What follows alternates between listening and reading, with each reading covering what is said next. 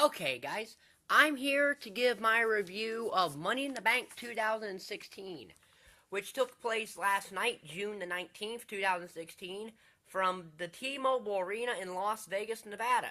We ended up with an 8-match card on the main show because 2 matches that were early on the pre-show got moved to the main show, which is all well and good.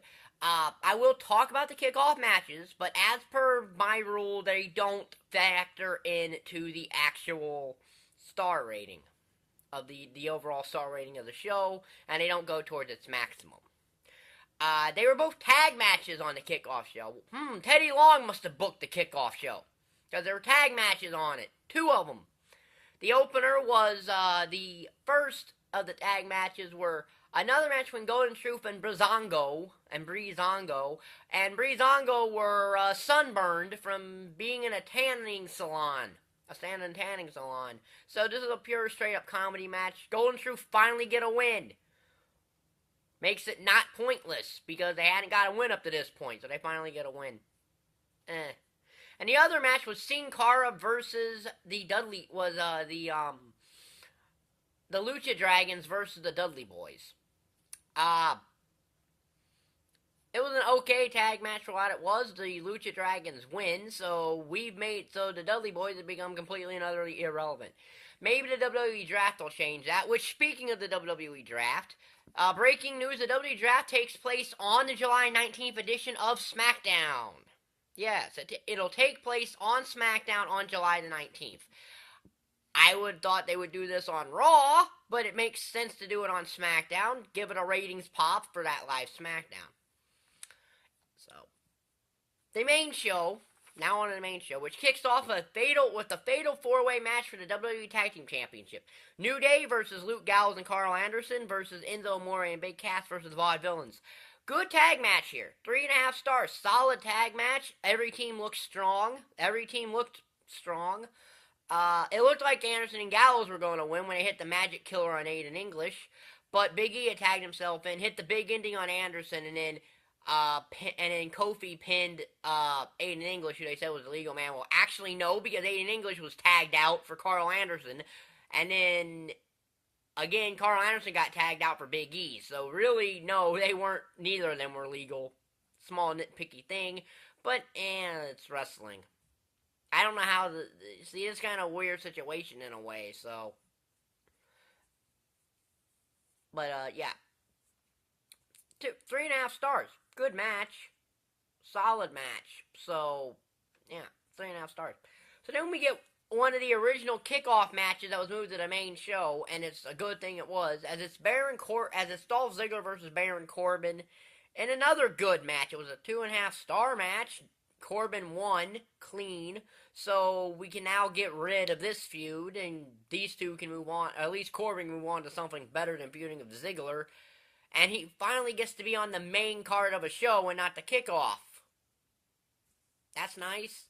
2.5 stars, really good match. Corbin won at the end of days, straight up clean. So then we get the Diva tag match, Natayla and Becky Lynch versus Charlotte and Dana Brooke. This match was too short. After interest, it was about 8 minutes. It was an okay match for the 8 minutes. It was 2 stars, but this could have been a lot better. Because honestly, Natalia's good, Becky's good, Charlotte is great, Dana, Dana and Brooke, but 3 of the 4 women in this match could have given us a much, much better match than we had. And it seems like the WWE is starting to regress again into, what the Divas division used to be. Now, granted, this was just a filler feud anyway till Sasha Banks comes back, which she apparently did on Superstars on June the 1st. Don't know why that was on Superstars. Does anyone even watch that show? Finish is Natalia's trying to put the sharpshooter on Charlotte. Dana grabs Becky Lynch and rams Becky into Charlotte, and they ram head to head. And then, Charlotte makes, Natalya, I believe, tap out to the, figure 8. And then Natalya turns on Becky Lynch for some reason, I don't know. So maybe Natalya's going to join Charlotte and Dana, or this is just the set of a match between Natalya and Becky. I don't know. I mean, if it's if it's a thing like, if you can't beat them, join them, it makes logical sense, because it's a, if you can't beat them, join them kind of thing, that would make sense. But who really knows at the WWE why they do anything? So, 2-star match. So then we get the other original kickoff match that's now a main show match, as it's Apollo Crews versus Sheamus in arguably one of the 2 bad matches on this show that really bring an otherwise good show down to average, and it'll say in my rating. This is a 1.5-star match. Apollo Crews wins when Sheamus goes for a lackadaisical cover, and he kind of does a small crucifix move and gets the win. So at least last year's Money in the Bank winner didn't have to be on the kickoff show, and I think maybe that's why the WWE moved this match to the main show, is because of that. Because it would look really bad and sad for last year's Money in the Bank winner to all of a sudden end up on the kickoff show. But 1.5 stars, Apollo Crews wins. So then we get the match of the night. This is the match of this show, the dream match, the WrestleMania main event caliber match of John Cena, AJ Styles. This is a great match. As much as I would love to give it 5 stars, I would love to. I can't, because I disagree with the finish. Now, AJ winning is the right booking decision. That's the right booking decision. This is a match that I feel deserved a clean win by either guy, whether it be Cena or AJ. They deserved a clean win. Because honestly, if they were going to give AJ a cheap interference win, I would have preferred they just had Cena win. And trust me, if the way they were booking this match, if Cena won, it would not have hurt AJ or buried him, because Cena put AJ over great here. Okay? AJ had a counter for everything Cena did. Okay, that essentially, it would have looked like a fluke. It would have basically looked lucky if Cena got it. It would have been AJ made one mistake kind of deal. That doesn't hurt anybody. But once the ref bump happened, I knew there was going to be interference, and a win over Cena only really matters nowadays if it's clean. And some people say, well, AJ's a heel, he shouldn't win. Well, Kevin Owens beat Cena clean when he was a heel, so, you know, it's because it takes away the stigma. You have that stigma of, since AJ didn't win clean, you have the stigma of, now, he can't beat Cena on his own, now, he did. Now, they're clearly going to have a match at Battleground, which Cena will win, and that'll set up the blow-off for SummerSlam. And hopefully there you give AJ the clean win, but who really knows? Great match. Would love to give it 5 stars. Can't because of the finish, so it's 4.5. It is still the match of the night, though. It's still by far the match of the night. Next match is the 6-person Money in the Bank ladder match, and I still want to know where the 7th guy disappeared to. Because there was supposed to be 7 guys in this match, and they advertised, and all of a sudden it's just 6. But anyway, Sami Zayn, Cesaro, Chris Jericho, Alberto Del Rio, Kevin Owens, and Dean Ambrose. Even though I didn't do a predictions video, this whole thing to me was between Ambrose and Owens. So, this is a traditional Money in the Bank. It did have some nice, it has some innovative stuff you've never seen before in a Money in the Bank. Like, all 6 guys were on 4 ladders at one time, going for the briefcase. Now, it makes you wonder what would have happened if the briefcase had fallen off and all 6 guys got it in that situation. Dean Ambrose did a spike Dirty D's on the Chris Jericho. Jericho is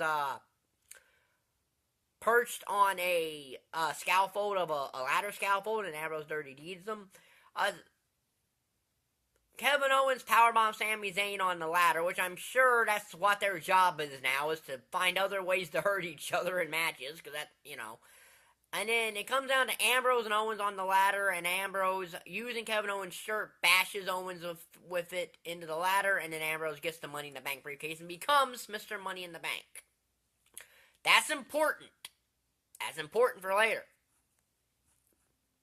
So then we get the WWE United States Championship match, the other real thing that keeps this show down, as it's Rusev versus Titus O'Neil. Titus has his 2 sons with him on here.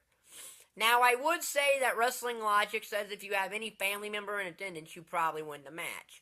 But given that Titus only got this match because of the basically what I call the...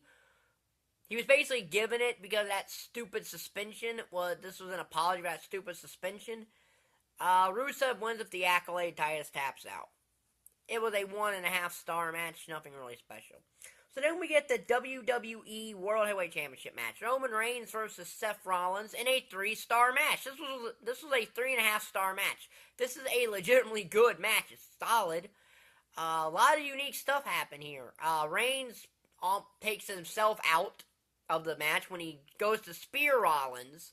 But Rollins, when he goes to spear Rollins into the barricade, but Rollins moves. But before that, and he puts himself through it. But before that, there was actually a great bit of storytelling in this match that I'm actually surprised that WWE gave us. And that is Rollins and Reigns are on the top rope, and Rollins looks like he wants to do a flip over running buckle bomb. He basically wants to do the move that he blew his knee out on, and he's hesitant about it, so he uses Reigns to gently climb down. That's actually a very good bit of storytelling there that I was great to see, because story matters in professional wrestling. It's not just the in-ring work, the story aspects have to matter too. There's one thing where Reigns is going for a spear, and Rollins catches him in the pedigree out of the spear. Now that is an amazing thing. And then Reigns kicks out of that, but Rollins has a second pedigree, gets the 1, 2, 3. So yeah, Roman Reigns lost the championship here. And then Dean Ambrose's music plays. He comes in, hits Rollins with the briefcase, and then cashes in Money in the Bank. And then his Dirty Deeds wins and becomes a WWE World Heavyweight Champion. Now, this might be the quickest cash-in WWE history because it might beat Kane's. Because I think Kane cashed in, 58 minutes later or 50 minutes later. And I think this took place a little over 45 minutes later. So this might be the new quickest cash-in in Money in the Bank history. And it's the second that took place the day that the person won it. This is clearly setting up the Shield triple threat at Battleground. This clearly sets this up. By the way, I'm not counting Reigns and Rollins and Ambrose as a match because it's essentially an angle, and it would be no stars anyway because it's not even, like I said, it's not a match, it's an angle. But it's setting up the Shield triple threat, which is a nice thing. That should have happened 2 years ago. So it's probably gonna happen at Battleground. On one of these guys' last night on Raw, because one of these three is going to go to SmackDown. One of these three is probably going to go to SmackDown. So they're going to get the Shield Triple Threat out of the way before the draft takes place. So, 3.5 stars for the entire thing, let's say that. I could bump it up half a star for the cash-in, but I'm not, but no. It's 3.5 stars for the entire situation. So that gives us 20 out of a possible 40. And under my rating scale, that's a C. A solid C because it's 50% of the maximum star rating. If the U.S. title match and the Apollo Crews Sheamus match were a tad bit better, this would have been a really good show. But because of those two matches, it's a C show as much as I would love to give it more. And if Cena 8A had that extra half a star from a clean win, it would have probably been better. Because then it would have been 21 out of 40, and it would have gotten close to the B range. But, yeah. So, if you like this video, that's my review of Money in the Bank 2016. If you like this video, like button is down there, subscribe button down there, and thank you for watching. Bye.